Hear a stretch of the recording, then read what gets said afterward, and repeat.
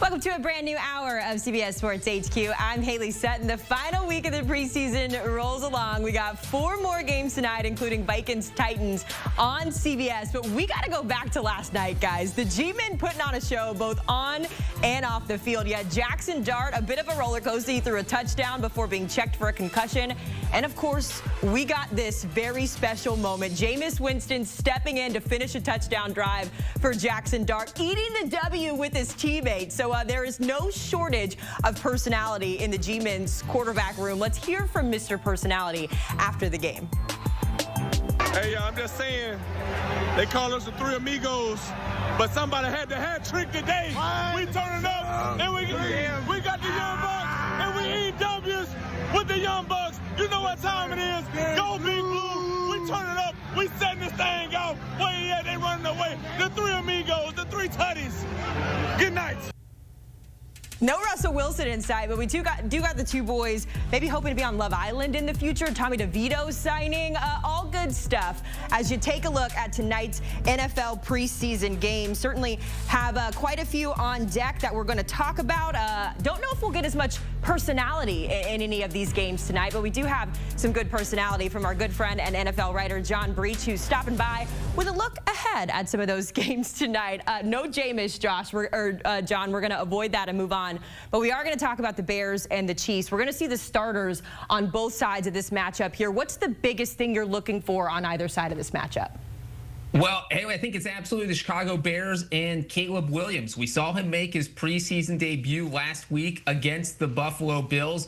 But guess what? The Bills didn't play any of their starters, so that wasn't too difficult of a challenge for that Bears offense. That being said, Williams did look good, which is exactly what you want when you are playing an opponent who has their second or third team out there. And the fact that he was running Ben Johnson's offense, it's the first time that we got to see it in a game situation, and he ran it well, which is what you want to see if you're a Bears fan. So now Caleb Williams is going to be tested because the Chiefs should have their defensive starters out there for at least one possession, maybe the entire first quarter.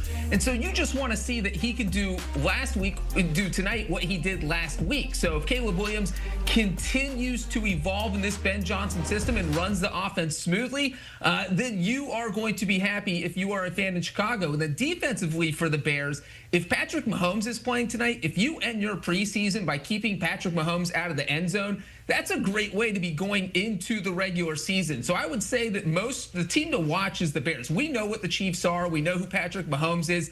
The Bears are the young team. They have a lot to prove. They're coming off a 5-win season. They have a new head coach. So this is a way for them to end the preseason on a high note. 8:20 Eastern from Arrowhead. Curious if our new Cover 2 queen, Taylor Swift, is going to be in attendance for this game, but we'll have to wait and see. Let's go to the one on CBS next, John. Vikings at Titans.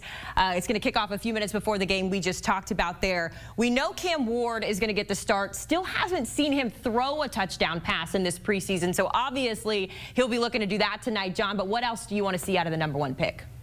Well, it's just the way he runs the offense there. You look at what the Titans are trying to do. If Cam Ward is struggling, that offense is just not going to be good. And you look at what the Titans have done during the preseason, that first game against the Buccaneers, Cam Ward didn't look bad, 5 of 8 for 67 yards. But then he came back against the Falcons last week, and it felt like he took a small step back. He had a 35-yard pass, I think, on his first play of the game.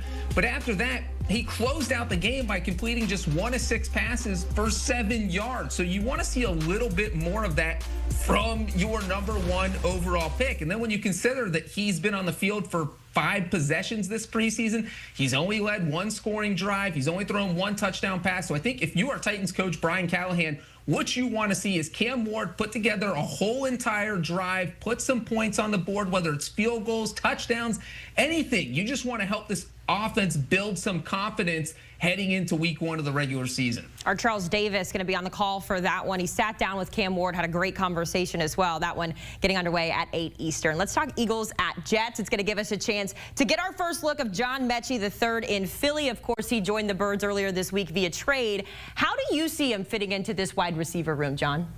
Well, I think when you look at Mechie, obviously, and the Eagles have a great receiving room. A.J. Brown, Devontae Smith, their top three spots, John Dotson, are kind of spoken for. So it's, can Mechie be that number 4 guy? And this is kind of the perfect situation to break in with Philadelphia if you are Mechie, because there's absolutely no pressure on him in this game. He has only been to 2 practices since he's been traded. He's still learning the offense, but if he can go out there, catch 1 or 2 passes and just kind of make it look like that he's already getting along and understanding this offense so far, that's definitely a huge step forward, because then you have almost 2 weeks to prepare for that opener against the Cowboys. So I think if Mechie is out there and shows that he is picking up the offense already, that's definitely a good sign since he's been there barely a week. Texans, of course, traded Mechie in a 2026 6th-rounder to Philly in exchange for Harrison Bright and a tight end and a 2026 5th-rounder. Of course, you mentioned it. The Eagles going to open the season against my Dallas Cowboys on September 4th.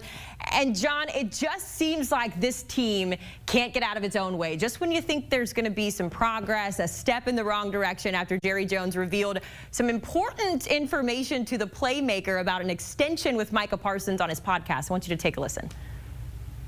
We've got this thing resolved in my mind for the Dallas Cowboys. And we've got it done. And if the agent wants to finish up the detail, which is should, and do all the paperwork, and he can do that. And we're ready to go. But as far as the amount of money, the years, the guarantees, all of that, we negotiate that. When we wanted to send the details to the agents told us to stick it up our ass.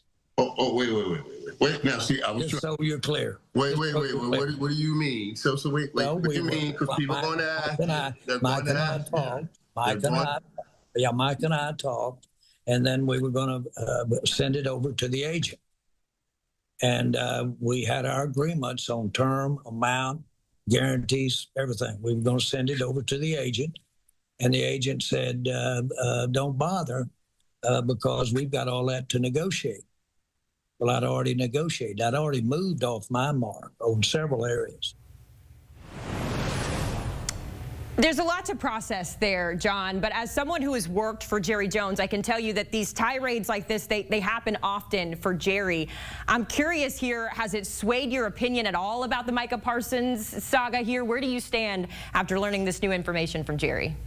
Well, I stand that Jerry Jones should ban himself from appearing on former players' podcasts when he's in the middle of a contract negotiation. No good can come out of it, Haley, because he says things like that, sticks his foot in the mouth. And to be honest, when you look at this situation, it had been pretty quiet for the past few weeks. And it was one of those things where it felt like no news is good news. Maybe they will eventually get a deal done that Jerry Jones drops a nuclear bomb on things with these comments and essentially throwing Micah Parsons' agent under the bus. And look, Jerry, we know that you met with Micah Parsons back in March and you think you hammered out a deal, but Micah Parsons is pretty clear that that was not the deal and that you actually have to call his agent and negotiate with his agent. That is why players have agents, so that they don't have to negotiate their own deal. And so what all this has done is thrown a wrench into the Cowboys opener. They have to play a game in less than 2 weeks. Even if the two sides somehow got a contract done this weekend, Micah Parsons is not going to be in football shape by the time the Cowboys take the field in Philadelphia against the Eagles when they raise their Super Bowl banner, one that the Cowboys haven't won in 30 years. So there is just a lot going on here, and Micah Parsons deleting them from his social media profile. I mean, it gets worse every single day. Every time you think this situation is hit rock bottom, Jerry Jones digs a hole 6 feet deeper, and that rock gets even lower. So it doesn't feel like a situation that's going to resolve itself over the next few days. It might be a lot closer to the opener before these two sides are able to hammer out a deal. The soap opera continues. John Breech, we appreciate the time. Eagles Cowboys opening the season on September 4th. Make sure you make CBS Sports HQ a part of your daily rotation when it comes time to keeping up with those headlines like Micah Parsons, the Bears, etc. You can scan that QR code to stay up to date 24/7 on Paramount Plus and on the CBS Sports app. Plenty of storylines between the Rams and the Browns in the preseason. They'll be kicking off at 1 p.m. Eastern tomorrow afternoon. Much of the conversation in L.A. has stemmed around the health of Matthew Stafford as he works through an aggravated disc. But there's plenty of quarterback conversations happening in Cleveland with one of the more interesting rookie classes. Both teams unbeaten in the preseason. Someone's got to lose as we take a look at this matchup. And for more on the final weeks of the preseason, we welcome back our NFL writer, John Breech, and our NFL veteran D lineman, Leger Douzable, to the program. Guys, good to see you both. Let's start with Joe Flacco and the Browns because we're going to get a good look at what this team will look like in week 1. The starters are going to get some playing time here in the finale. Leger, I'll come to you first here. How buttoned up are you expecting the Browns to look tonight or tomorrow?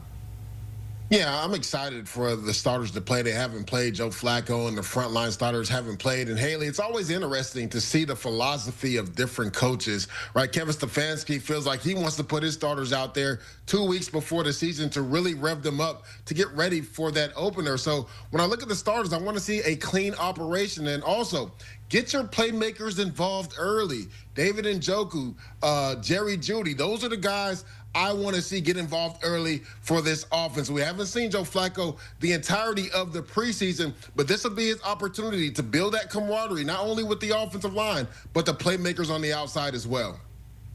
Yeah, absolutely agree with Leger here. This is exactly what you want to do with your Kevin Stefanski. And look, the coaching philosophy around the NFL is completely different with every coach when it comes to preseason. Some coaches like to play their players, some don't. In this situation, it absolutely makes sense because you have Joe Flacco, as Leger noted, has not played in the preseason so far. This gives them a chance to make sure their operation's in sync. You got to do the huddles. You got to get the plays in from the sideline. There's a lot that goes on besides actually handing off the football and throwing the football if you're Joe Flacco. Now, yes, Joe Flacco is 40 years old, and everyone in Cleveland is probably going to be holding their breath every time he drops back to throw the ball. But the other good news here for the Browns is that they're playing the Rams. And if there is one coach who always keeps his starters on the sideline of the preseason, it is Sean McVay. So this is kind of the perfect warm-up game. You're probably going to be playing the Rams' second-team defense, third-team defense. So this is where, if you're the Browns, you go out there, Joe Flacco, play 1 or 2 good possessions, end the preseason on a high note, and get ready for week 1 against the Bengals. Of course, everyone remembers 2023 Joe Flacco, over 1,600 passing yards, 13 passing touchdowns, had 5 starts in a crazy year for Cleveland. We'll see what 2025 looks like. If we continue, though, the quarterback conversation in Cleveland, guys, we know the pecking order is going to be Flacco, and then we get Dillon Gabriel and Shedeur coming into the game third. John, are we reading into any tea leaves here too much, or is this just another opportunity to separate the competitors from the entertainers?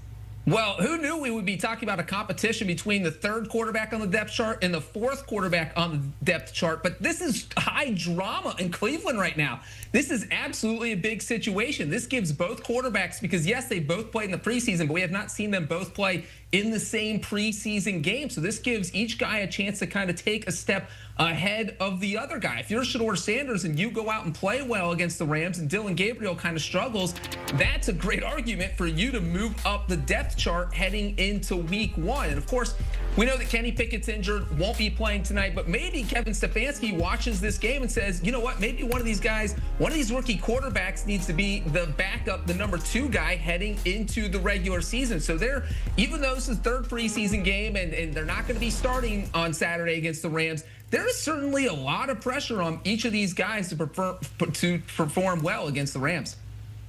Yeah, Breech, it'll be interesting to see how they view Kenny Pickett because he has been banged up and hasn't played all preseason. And when you look at it, to me, this comes down to the backup role between Dillon Gabriel and Shedeur Sanders. You already mentioned it. Dillon Gabriel will go in first, and people will make bones about what the depth chart looks like currently. But you got to remember, Dillon Gabriel was a 3rd-round pick, so he's going to get the advanced chance to potentially become the backup before Shedeur will. And you see Shedeur Sanders' numbers versus the Panthers. To Breech's point, he didn't play in the 2nd preseason game versus the Eagles because he had an oblique strain during that cross practice with them. So this is an opportunity for both of these young guys in this 3rd and final preseason game. They'll probably both get a quarter and a half each of gameplay to really go out there and solidify themselves and show Kevin Stefanski, if you need to call my number, I am ready. You can't worry about when you're getting your reps. You have to take full advantage of when you get your reps. So if you're Shedeur, if you're Dylan Gabriel, this is your opportunity. We haven't seen Kenny Pickett.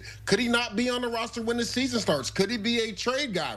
We don't know. But you have a full opportunity in front of you in this third preseason game to solidify and let your head coach know, if you need me, you can call upon me, and I'll be ready to go. Stay ready so you don't have to get ready. That is a age-old saying in sports. Elsewhere in this Browns rookie class, guys, still no pen to paper for the second round running back Quinshon Judkins, and now the Browns look like they're kind of taking action, potentially looking to bring in some reinforcements in the backfield. When you look at the depth chart in Cleveland, guys, you've got Jerome Ford as well as the fourth rounder and Dylan Sampson currently listed. Leger, what do you make of Cleveland's running back situation? So much emphasis has been put on the quarterback room here, but they got to be able to run the ball as well. Well, they attacked the draft at the running back position, which lets you know they feel like there was a need there. And Quinshon Judkins was the guy that went in the second round, and he's dealing with some legal issues right now. And obviously, Jerome Ford has been the starter or the off and on starter the last couple of years. You talked about Dylan Sampson going in the fourth round. A guy I really like, Pierre Strong. Now, people will talk about that quarterback's running back exchange versus the Philadelphia Eagles and that fumble, but he currently leads the Browns in rushing yards throughout the preseason. But to your point, Haley, could they be in the market for a guy like Brian Robinson from the Washington Commanders? Could they be in the market for a guy like Donovan Edwards, who's the number 4 running back for the New York Jets? They could be in that market depending on what happens with Quinshon Judkins. But I know that a lot of people on that staff really like Pierre Strong. So they could go into the season with the current backs they have and then wait for the thing to play out with Quinshon Judkins, but they also could be in the market for one of these other running backs. First game of the regular season, Browns versus Bengals. So you got to be ready to go for that one. Let's go to the other side of the matchup, though, guys. When it comes to the Rams, there's no question when it comes to their quarterback situation. Barring a setback with Matthew Stafford, he's going to take on year 17 as the starter. We know we haven't seen much of him this preseason, but Sean McVay has assured us that he feels good about Stafford going forward. John, how confident are you, though, that he's going to be ready to go and able to handle the season with his limited reps as we've seen? Haley, my confidence is about a 4 right now, and that's mainly because Matthew Stafford didn't sound confident. He was literally asked on Thursday, hey, look, are you going to be ready to play in week 1? And his answer was, I'm not going to answer questions like that. So when you are 15 days away from your opener and the starting quarterback can't even answer a question about whether he's going to start in week 1, that is mildly concerning. So that's where the Rams are. Stafford's only been practicing for a week. He missed almost all of training camp due to that back injury. And back injuries are just so mysterious. They can flare up at any point. He could take an awkward hit. He could be jogging off the field at halftime and it flares up. So it just makes it tough to kind of project what the Rams are going to do because you have no idea if Matthew Stafford is going to be out there for 17 games. So just based on the nature of the injury, it makes me hard to be confident in the Rams. I do think if Matthew Stafford plays all 17 games, this team is absolutely a Super Bowl contender. I'm just not confident he's going to be out there for all 17 games. It's a big if, right? And to your point earlier, John, you did mention that the starters won't play for LA tonight. In fact, the next 3 names on the depth chart will not play a lot at the quarterback position. We'll see a lot of Dresser Wynn as he competes for a spot. So get to know that name, though. But, John, when you think about Matt Stafford, right, you said if he can play in all 17 games, the Rams are going to be okay. If he can't go, we know what we have in the backups. We've got Jimmy G and we've got Stetson Bennett and Dresser Wynn here. How does that confidence kind of change, or what's your opinion on the quarterback situation with the Rams? Well, even if Stafford's out, the Rams still have Sean McVay, who is one of the smartest offensive minds in the NFL. So that is the plus side. And then you look at Jimmy Garoppolo. If he has to play, it kind of feels like a double-edged sword because Jimmy Garoppolo is a top 5 backup in the NFL. We've already seen him take the 49ers to the Super Bowl a few years ago. But the downside is he's kind of made of glass. The guy gets injured a lot. So if he goes out, then you're stuck with your third-string quarterback in Stetson Bennett, who has never taken a regular season snap in the NFL. So if Jimmy Garoppolo is forced to play, I think this team can be competitive. Maybe they go from Super Bowl contender with Matthew Stafford to wild card contender with Jimmy Garoppolo. But when you look at the receivers on the team, Puka Nacua, Devontae Adams, Kyron Williams at running back, it's a pretty loaded offense. So I think a good quarterback who doesn't turn the ball over can have success in that offense. But once you get down to the third string, no matter who your QB is, you're probably going to take a step back. And so that would be the thing. You don't want Stetson Bennett to be your starting quarterback the entire season. Yeah, Breeze, there has to be some concerns, right? Matt Stafford is 37 years old, and even though he's one of the toughest quarterbacks I've ever played against, when you have that back and you're 37 years old, that doesn't make for a good marriage, right? Because that back can stiffen up at any time.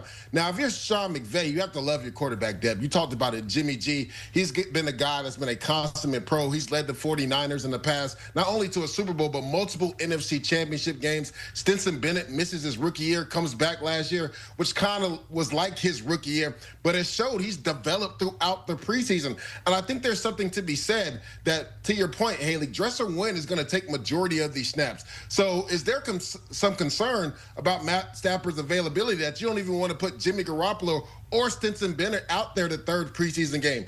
If Stafford is healthy, to Breech's point, they're going to be a team that's going to be there. One thing Sean McVay does is get double-digit wins almost every year if everybody is healthy. So if Stafford's healthy and ready to go, then you can already pencil them in for 10 wins. But my thing is, I love their quarterback depth. Just in case you have to turn to Jimmy G or Stetson Bennett for a game or two, they should be able to steer the ship until Matt Stafford is fully healthy. Rams going to open up the season on CBS Week 1, going to take on the Texans. Still a lot of questions that we hope to get answered. Guys, we appreciate the time this morning as the NFL returns to CBS sooner rather than later. That Texans-Rams game, just one of a handful coming your way on September 7th. Make sure you check your local listings on CBS. And as always, you can stream the action on Paramount+.